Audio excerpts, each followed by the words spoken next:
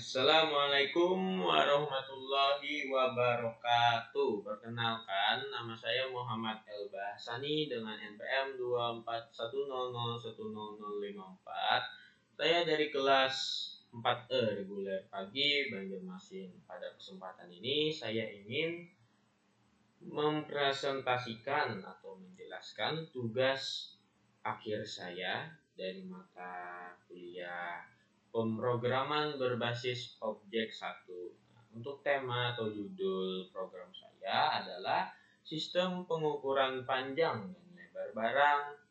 dan lebar barang cetak, teman-teman. Oke, sebelumnya di sini untuk latar belakang dan studi kasusnya. Jadi studi kasus yang saya angkat adalah tes pengukuran barang di gudang percetakan. Di gudang percetakan ini, setiap barang yang masuk seperti banner, stiker, dan kanvas harus diukur dulu panjang dan lebarnya dalam satuan meter, teman-teman. Dari ukuran itu kita bisa menghitung. Yang pertama, luas barang. Yang kedua, kategori ukuran. Yang ketiga itu estimasi biaya, teman-teman. Nah, program saya ini akan menampilkan data barang yang sudah ada. Lalu, di sini nanti saya akan menambah barang baru secara interaktif, teman-teman. Nah, sekarang saya akan masuk ke dalam struktur program saya, teman-teman. Program saya ini terdiri dari 6 kelas ya, teman-teman. Yang pertama itu dari 1 ya. Barang cetak Java itu kelas induk abstrak yang merepresentasikan barang cetak secara umum. Yang kedua banner Java, subclass untuk barang jenis banner. Yang ketiga stiker Java, subclass untuk barang jenis stiker. Yang keempat Java, yang keempat canvas Java, subclass untuk barang jenis kanvas. Nah, untuk yang kelima, ukuran tidak valid expansion Java. Nah, di sini untuk kelas ini custom extension untuk error handling. Jadi dia bisa backup kalau ada apa yang error atau yang tidak valid, nanti akan muncul kata untuk tidak menunjukkan error begitu, teman-teman. Nah, untuk yang terakhir, class main Java. Nah, untuk di class main ini program utama yang menjalankan semua logika, teman-teman. Oke, sekarang di sini saya akan menjelaskan konsep-konsep PBO yang saya terapkan di pemrograman ini satu persatu ya, teman-teman. Oke, saya akan masuk ke barang cetak. Nah, di sini teman-teman, ini adalah kelas abstrak yang mempresentasikan satu lembar barang cetak di gudang kelas. Ini menyimpan ukuran fisik barang, panjang dan lebar dalam satuan meter, serta menyediakan kerangka metode yang wajib diimplementasikan setiap jenis barang cetak yang berbeda, banner, stiker, kanvas, karena masing-masing punya rumus biaya terus yang berbeda, teman-teman. Nah, dibuat abstrak karena apa ya? Karena barang cetak generik tidak pernah dibuat objeknya secara langsung di dunia nyata. Gudang ini yang selalu adalah jenis turunannya, teman-teman. Kelas itu bisa dibilang adalah blueprint atau cetakan untuk membuat objek di pemrograman saya. Nah, saya membuat kelas barang cetak sebagai kelas induk abstrak ya, teman-teman, seperti yang saya jelaskan tadi. Di sini di publik abstrak kelas ini ya, publik abstrak kelas yaitu barang cetak ini. Kelas ini menyimpan atribut umum sebagai nama barang, panjang, lebar, dan harga dasar. Nah, selain itu ada 3 kelas turunan di sini, teman-teman, yaitu banner, stiker, dan kanvas. Nah, masing-masing terdapat kelasnya juga, teman-teman, seperti apa yang telah saya jelaskan tadi. Jadi untuk totalnya tadi ya bisa dibilang 6 ya, teman-teman. Oke, lanjut. Kita akan masuk ke objek ya, teman-teman. Nah, di sini, teman-teman, pada bagian ini ya. Nah, di sini adalah objek. Nah, objek itu apa sih? Nah, objek itu adalah instance dari kelas. Nah, objek dibuat dengan keyword new, teman-teman. Yang ini, nih keyword new. Nah, selalu diawali dengan keyword new, teman-teman. Nah, contohnya untuk di pemrograman ini terdapat di tempat ini teman-teman. Nah, yang awalnya selalu terdapat keyword new teman-teman. Setiap new banner atau new sticker itu adalah pembuatan objek baru. Nah, objek juga dibuat saat kita nih menambahkan data baru secara interaktif teman-teman. Oke teman-teman, kita akan kembali ke barang cetak Java dulu ya. Nah, di sini saya telah membuat atau menyiapkan atribut.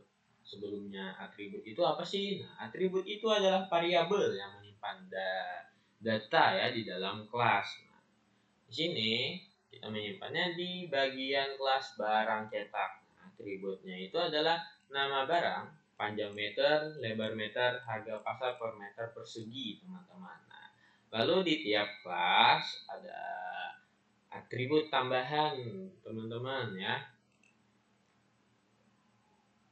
Oke, teman-teman, lanjut. Selanjutnya kini kita akan masuk ke konstruktor ya, teman-teman. Nah, di bagian sini terdapat konstruktor, teman-teman. Sebelumnya, apa sih itu konstruktor? Nah, konstruktor itu adalah metode khusus yang dipanggil saat objek dibuat pertama kali. Nah, di barang cetak ini ya. Untuk kodenya itu di sini seperti yang saya jelaskan tadi, yang bagian ini ya, teman-teman. Nah, ini namanya adalah konstruktor, teman-teman. Nah, dan di sini ya, di subclass konstruktor memanggil super. Nah, untuk mewarisi data dari induk, contohnya di banner ya. Di bagian oke teman-teman, saya lupa nih.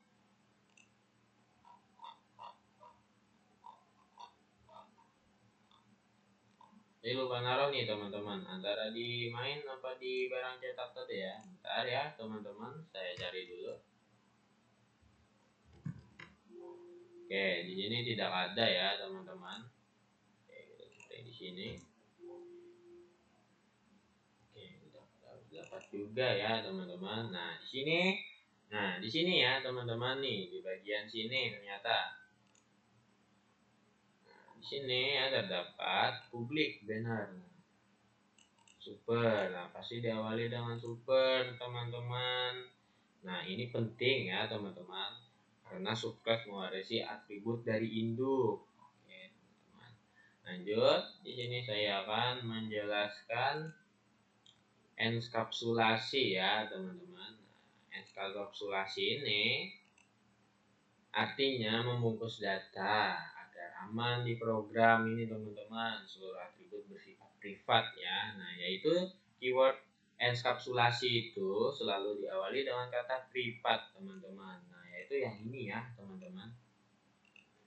Nah, artinya atribut tidak bisa diakses langsung dari luar, teman-teman. Nah, untuk membaca atau mengubahnya harus lewat getter dan setter ya, atau bisa dibilang getter itu aksesor dan sedangkan setter itu mutator. Nanti setelah ini kita akan membahas. Nah, ini prinsip dasar dari OOP agar data terlindungi dari perubahan yang tidak terkontrol. Oke, teman-teman, selanjutnya kita akan masuk ke aksesor ya, atau yang bisa disebut dengan getter tadi. Di sini ada aksesor ya, teman-teman. Nah, aksesor atau getter adalah metode untuk membaca nilai atribut. Nah, contohnya di sini ya, nih. Seperti ini, teman-teman, untuk contohnya. Nah, getter di sini ya hanya mengembalikan nilai tanpa mengubahnya. Nah, oke. Ingat ya, di sini cuma bisa mengembalikan nilai tanpa mengubah. Oke, di sini kita akan lanjut ke bagian setter atau mutator. Ya, di bagian sini teman-teman nih. Oke, apa sih itu mutator ya? Nah, mutator atau setter adalah metode untuk mengubah. Nah, sedangkan kalau getter tadi dia untuk membaca, teman-teman. Nah, sedangkan kalau mutator atau setter ini untuk mengubah nilai atribut. Nih untuk contohnya teman-teman seperti ini. Ya, bisa kalian lihat ya dari kode saya ini. Nah, di sini dia fungsinya itu buat mengubah teman-teman. Nah, yang menarik ya di setter saya juga menambahkan validasi sebelum mengubah data teman-teman. Nah, jika tidak valid ya seperti nol, negatif atau melebihi batas mesin ya, program akan melemparkan expansion. Nah, jadi program akan melemparkan expansion ini teman-teman. Nah, ini menunjukkan bagaimana setter bisa digunakan sebagai gerbang keamanan data kita, teman-teman. Lanjut, di sini saya akan masuk ke bagian kita ke bagian banner Java dulu ya. Sebentar teman-teman, ini saya hapus dulu. Nah, di bagian sini saya akan menjelaskan apa itu intrans. Intrans atau pewarisan yang bisa dibilang adalah konsep di mana kelas turunan mewarisi atribut dan metode dari kelas induk. Di program saya ini,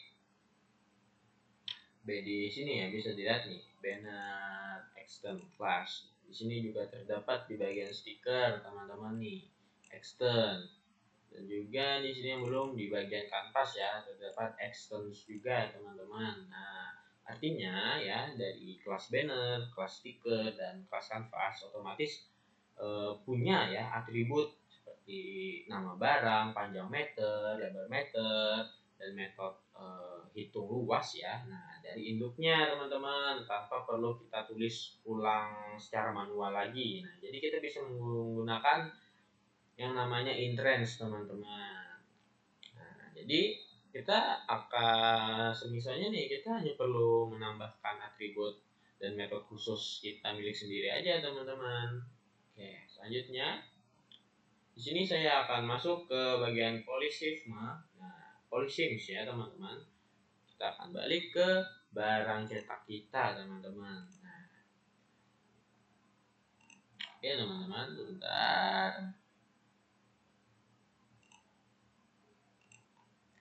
Teman-teman.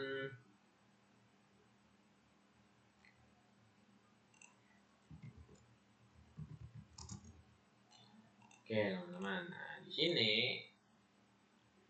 itu adalah polysysmemes. Apa sih itu? Itu adalah konsep di mana metode yang sama bisa berperilaku berbeda tergantung objek yang memanggilnya teman-teman di kelas induk. Untuk contoh kodenya ya seperti ini teman-teman nih.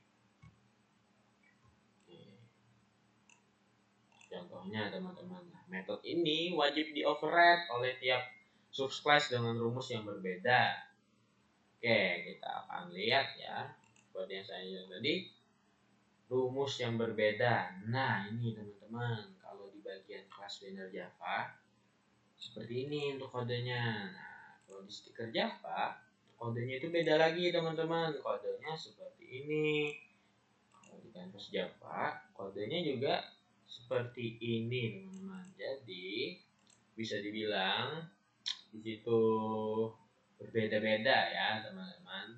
Nah, sini saya akan menjelaskan kode di bagian band class banner dulu ya teman-teman. Nah, di sini bisa dibilang ya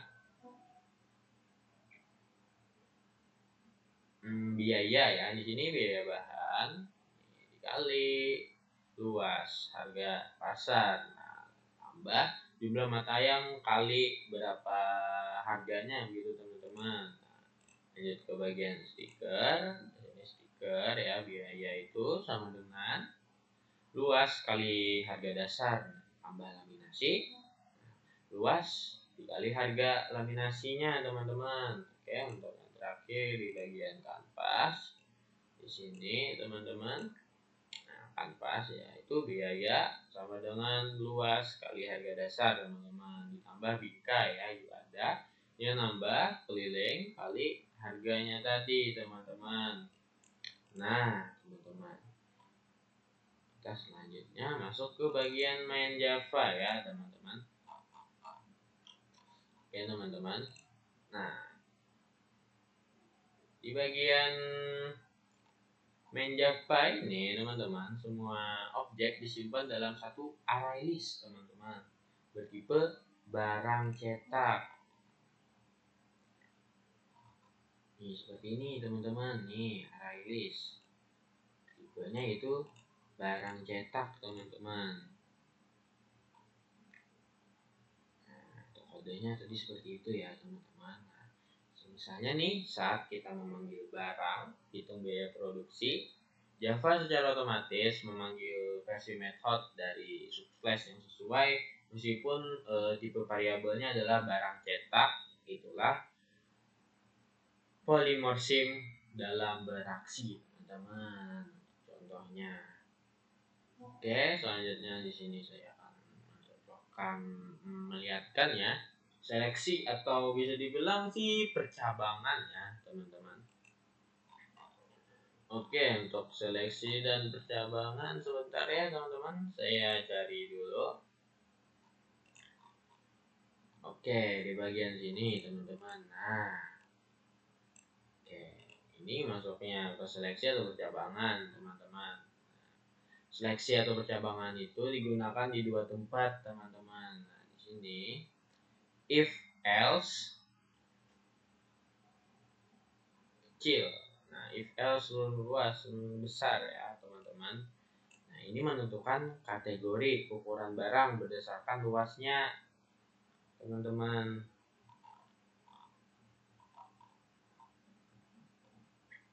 Oke, lanjut teman-teman. Kita akan masuk ke bagian perulangan atau looping teman-teman.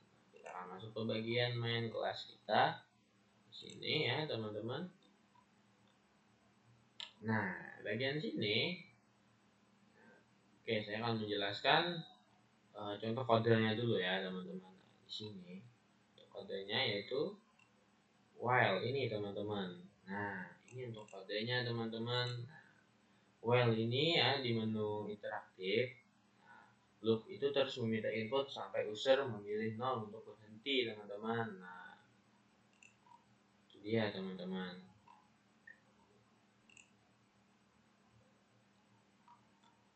Seperti ini untuk kodenya. Oke, selanjutnya saya akan melihatkan yaitu bisa dibilang IO sederhana ya, di sini saya membuatnya. Tapi bagian main ini ya, apa sih IO string itu? Nah, IO string itu adalah input atau output dari dan ke pengguna teman-teman. Saya menggunakan scanner untuk membaca input dari keyboard. Nah, input nama barang atau string, input panjang dan lebar, double, input harga dasar, double juga teman-teman. Nah, input opsi tambahan jumlah mata ayam itu pakai integer ya, pakai laminasi ya atau tidak, pakai bingkai ya atau tidak. Nanti saya akan contohkan jika saya sudah mengeran main class ini teman-teman. Oke, untuk contoh programnya di sini ya teman-teman.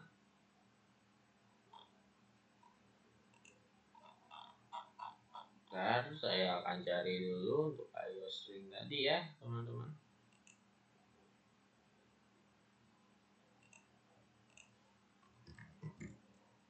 Nih teman-teman, untuk contohnya dari IO string teman-teman. Oke, lanjut. Untuk selanjutnya kita akan membahas array list teman-teman. Array list. Array itu digunakan saat apa sih? Nah, array list itu digunakan dalam bentuk array list yang dinamis teman-teman. Nah, untuk contoh kodenya ya, cari dulu teman-teman. Oke, dapat di situ.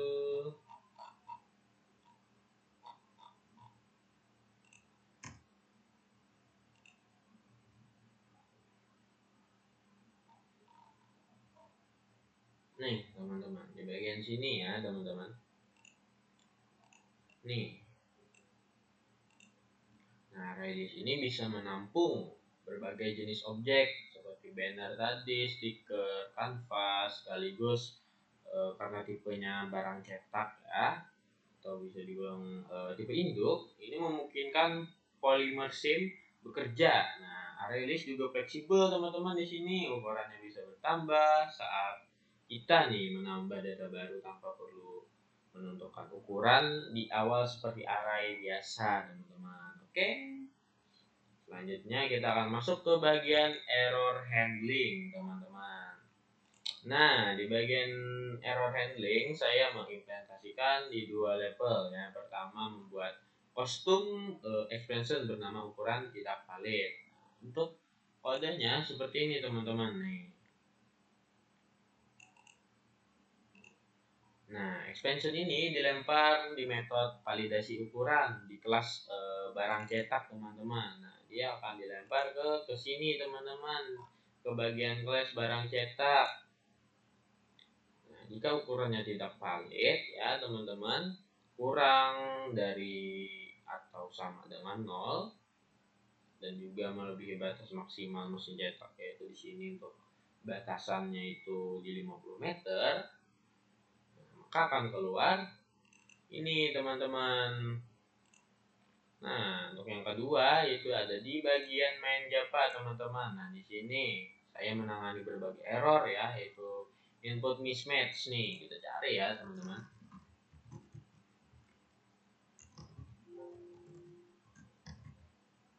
Nih, teman-teman, input mismatch expansion, teman-teman. Nah, jika user input text saat diminta angka, akan muncul input match expansion. Nah, sini saya juga membuat number, yang input number.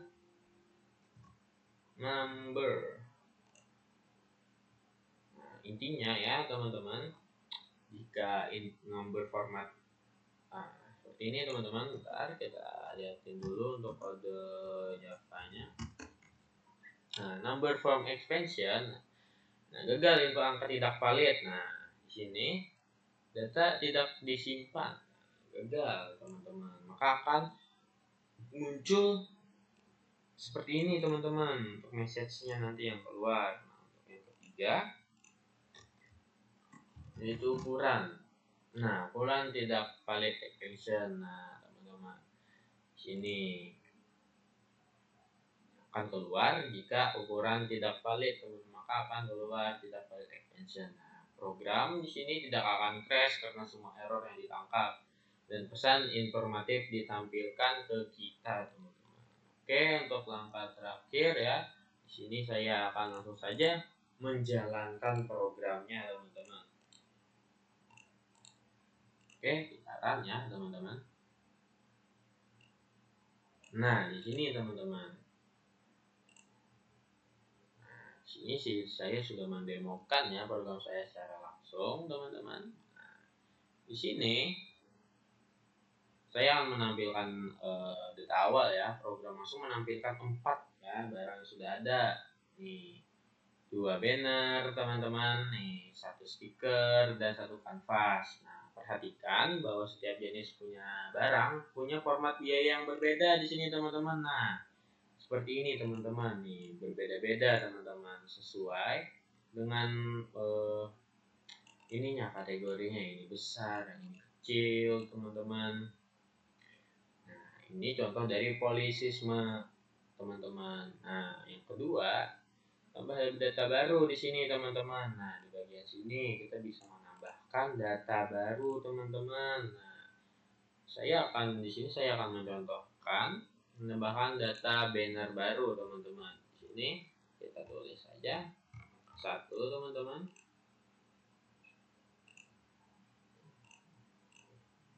Oke, enter ya.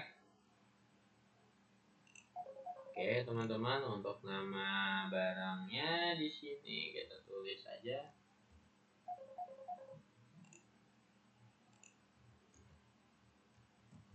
banner, teman-teman.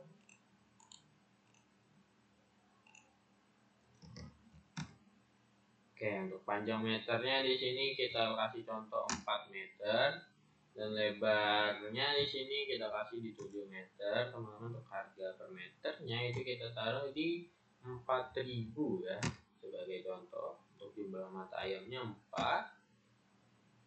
Oke, nah di sini berhasil ditambahkan, teman-teman, untuk banner barunya ya.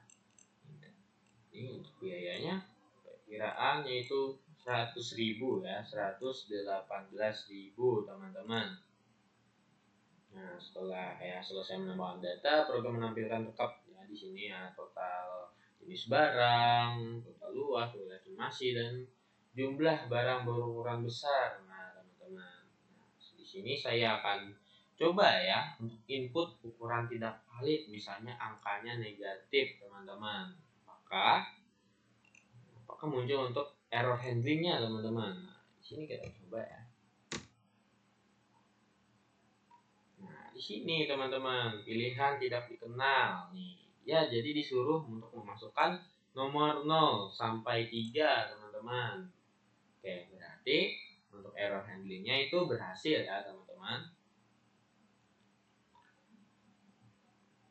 Mungkin ya sekian ya, teman-teman, dari presentasi atau penjelasan dari saya dari program ini ya. Saya berusaha udah menerapkan seluruh konsep PBO yang telah saya pelajari semasa perkuliahan, mulai dari kelas objek, enkapsulasi, interrange, polymer sim, hingga error handling, teman-teman, dalam satu studi yang aplikatif dan nyata, teman-teman. Terima kasih atas perhatiannya. Jika ada pertanyaan, insya Allah saya siap menjawabnya. Wassalamualaikum warahmatullahi wabarakatuh.